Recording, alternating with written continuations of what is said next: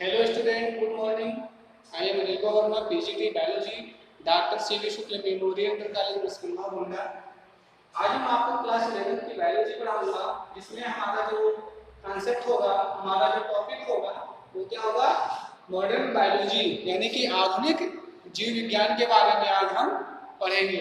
इसमें हम क्या देखेंगे कि आधुनिक जीव विज्ञान क्या है, वो कैसे है, उसके बारे में हम जानकारी लेंगे, है ना।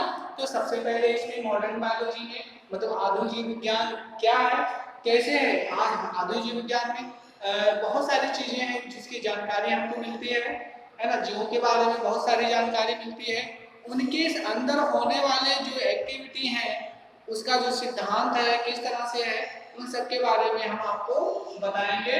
तो इसमें हम जो है सबसे पहले किसको देखें? कॉन्सेप्ट ऑफ क्या देखेंगे? Concept of organisation.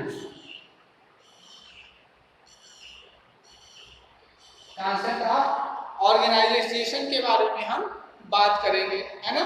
इसमें क्या होता है, जो जैविक क्रियाएं होती हैं, जो क्या होते हैं, जो जैविक क्रियाएं होती हैं, वो जीव पदार्थ के घटकों पर, है ना, नहीं होती हैं। जो जीव पदार्थ के जो घटक होते हैं उस पर आधारित नहीं होती हैं, ठीक है। बल्कि ये जो क्रियाएं हैं, है ना, ये क्या होती हैं? फिजिकल होती हैं और केमिकल। फिजियोलॉजिकल और केमिकल, यानी कि जैविक, भौतिक और रासायनिक संगठन पर निर्भर होती है। और जो कॉन्सेप्ट ऑफ ऑर्गेनाइजेशन है वो किस पर है? वो जैविक क्रियाओं पर आधारित नहीं होता। वो जो फिजिकल और केमिकल एक्टिविटी है, उसका जो संगठन है, कंपोजिशन है, फिजिकल एंड केमिकल कंपोजिशन पर आधारित होती है ना, उस पर निर्भर करती है। कॉन्सेप्ट ऑफ ऑर्गेनाइजेशन जो होता है वो फिजिकल और केमिकल कंपोजिशन पर निर्भर करता है। किस प्रकार उसकी अवस्था किस प्रकार से है, उस पर भौतिक अवस्था पर निर्भर करता है, और जो रासायनिक अवस्था होती है उसके ऊपर निर्भर करता है। दूसरा इसमें जो है, दूसरे जो इसमें मॉडर्न बायोलॉजी में जो दूसरा है वो क्या है? कॉन्सेप्ट ऑफ बायोजेनेसिस की क्रिया होती है। कॉन्सेप्ट ऑफ बायोजेनेसिस, बायोजेनेसिस होती है। अब कॉन्सेप्ट ऑफ बायोजेनेसिस क्या है ना, यानी कि यहाँ पर हमें जीवात जो जीवोत्पत्ति होती है ना, जीवोत्पत्ति मतलब क्या होती है? जीवों की उत्पत्ति जो होती है, आदि जीवों की उत्पत्ति होती है ना। जीवात जीवोत्पत्ति निर्जीव पदार्थों के जो कर्मिक संगठन होते हैं उस पर आधारित होती है ना, उससे विकसित हुई है। यानी कि कॉन्सेप्ट ऑफ बायोजेनेसिस में क्या होता है कि जितने भी प्राणियों का निर्माण हुआ है ना, या जितने भी जैविक पदार्थ बने हैं वो किसके संगठन से बने हुए हैं? निर्जीव पदार्थों के संगठन से बने हुए हैं, उसके कर्मिक विकास से हुई है ना, उसके कर्मिक विकास से हुई है। वो क्या होती है? बायोजेनेसिस कहलाती है ना। तीसरा जो होता है जिसे हम क्या कहते हैं? सेल थ्योरी कहते हैं। जिसे हम क्या कहते हैं? सेल थ्योरी, यानी कि कोशिका सिद्धांत। क्या है? कोशिका सिद्धांत। जैसे किसी ने बताया कि कोशिका सिद्धांत, जो कोशिका सिद्धांत में क्या होता है, किसी कोशिका का निर्माण है ना उसकी पूर्ववर्ती कोशिका से ही होती है। किससे होती है?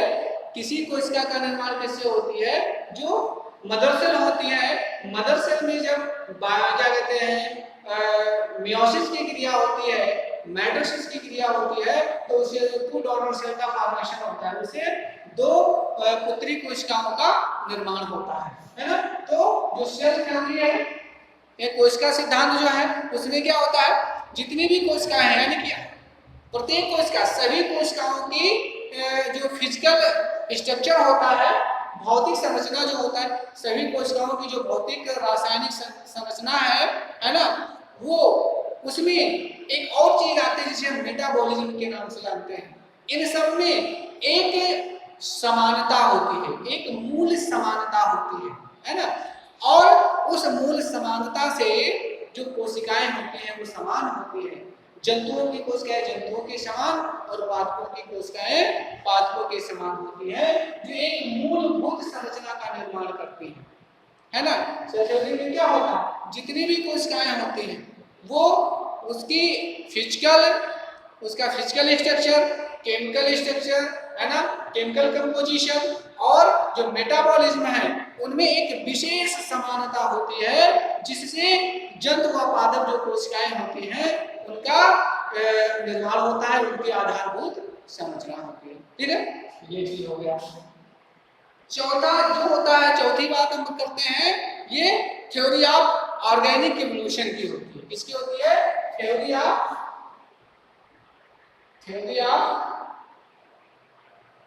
ऑर्गेनिक इवोल्यूशन की होती है। यानी कि जो ऑर्गेनिक इवोल्यूशन होता है ना, क्या होता है? ऑर्गेनिक इवोल्यूशन होता है, यानी कि जैव विकास मत जिसे हम कहते हैं। क्या कहते हैं? जैव विकास मत जिसे हम कहते हैं, वो क्या होता है? Theory of organic evolution. Evolution का मतलब क्या होता है? ऑर्गेनिक का मतलब क्या होता है? तो ये थ्योरी का मतलब होता है सिद्धांत, मत, है ना, और ऑर्गेनिक इवोल्यूशन का मतलब होता है जैव विकास, यानी कि जैव विकास मत, है ना। अब जैव विकास मत क्या कहता है? किसी भी जीव का जो निर्माण होता है वो किसी ना किसी रूप में अपने पूर्वजों से ही, किसी कोशिका का निर्माण जो होता है उसकी उत्पत्ति किसी न किसी समय में, समय रचना में अपेक्षाकृत सरल प्रकार के जो जीव थे, क्या थे? सरल प्रकार के या सरल जो पूर्वज थे, उन पूर्वजों से पीढ़ी दर पीढ़ी, है ना, संचय के फलस्वरूप हुआ है। ये जो विकास मत है वो क्या कहता है? किसी भी प्राणी का निर्माण उसके पूर्वजों के जो सरल अवस्था में थे उनमें जब पीढ़ी दर पीढ़ी क्रमिक विकास हुआ है उसके द्वारा ये ऑर्गेनिक इवोल्यूशन हुआ। ठीक है, 5वें नंबर पर हम देखते हैं कि 5वें नंबर पर क्या आता है? जीन मत आता है। क्या आता है? जीन मत। जीन थ्योरी की बात करते हैं, है ना। जीन थ्योरी, जीन थ्योरी क्या है ना, जिसे हम जीन मत के नाम से जानते हैं, है ना। अब जीन जो होते हैं वो एक पीढ़ी से दूसरी पीढ़ी में जाते हैं। जीन जो होता है जो आनुवंशिक लक्षणों को एक पीढ़ी से दूसरी पीढ़ी में ले जाने का काम करता है ना। अंडे से नए जीव जो बनते हैं, है ना, अंडे से नए जीवों के जीव शरीर के भ्रूणीय परिवर्तन के दौरान, अंडे से नए जीव के भ्रूणीय परिवर्तन के दौरान या प्रारंभ में कि जनन द्रव्य जो होता है या जिसे हम देह द्रव्य कहते हैं से अलग हो जाता है। क्या होता है? जो जनन द्रव्य होता है वो देह द्रव्य से अलग हो जाता है, और अलग हो जाने के बाद में यह जनन द्रव्य जो होता है, जो कोशिकाएं होती हैं यानी जो सेल्स होती हैं, सेल्स के न्यूक्लियस में, सेल्स कोशिकाओं के केंद्रक में उपस्थित जो क्रोमोसोम्स होते हैं, कौन होते हैं? क्रोमोसोम्स जो होते हैं, है ना, उन क्रोमोसोमों के डीएनए मॉलिक्यूल के रूप में होता है। ये जो जीन थ्योरी है वो यही कहती है कि अंडे से जो नए जीवों का जो शरीर होता है, उन शरीर के भ्रूणीय परिवर्तन के दौरान, किसके दौरान? भ्रूणीय परिवर्तन के दौरान आरंभ में ही, शुरुआत में ही जो जनन द्रव्य होता है वो किससे? देह द्रव्य से, बॉडी फ्लूइड से क्या होता है? अलग हो जाता है, और अलग होने के बाद में यही जनन द्रव्य है जो रिप्रोडक्टिव लिक्विड फ्लूइड होता है ना, वो कोशिका के केंद्रक से क्या करता है? कोशिका के केंद्रक में उपस्थित जो क्या होते हैं? क्रोमोसोम्स होते हैं, उन क्रोमोसोमों के डीएनए मॉलिक्यूल के पास में के रूप में वो होता है, उनके रूप में होता है, उसी की अवस्था में होता है ना। और वो क्या करता है?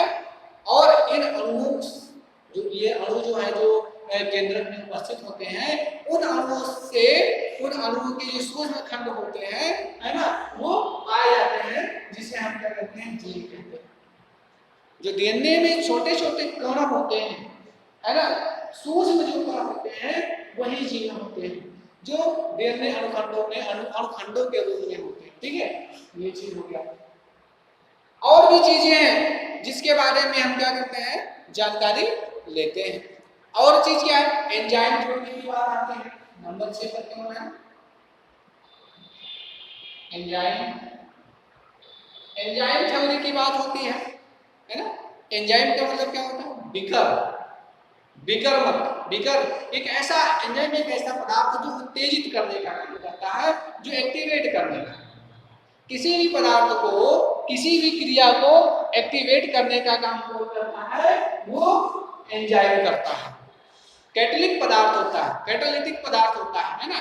तो इसमें एंजाइम थ्योरी जो है, प्रत्येक जीवित कोशिकाओं में जो एंजाइम होता है, जो बिकर होता है, वो प्रत्येक जीवित कोशिकाओं में, है ना, प्रत्येक सेकंड सभी, हर एक जीवित कोशिका में प्रतिपल हजारों रासायनिक घटनाओं को अंजाम देता है।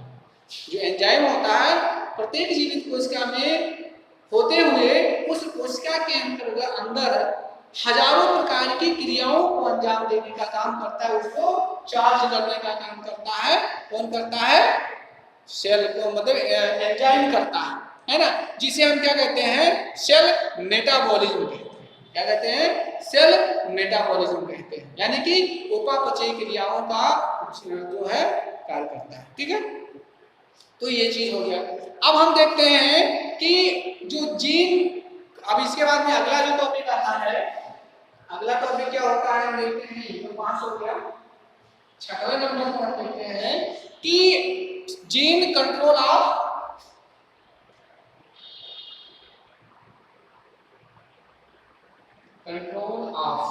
Gene control of metabolic reaction.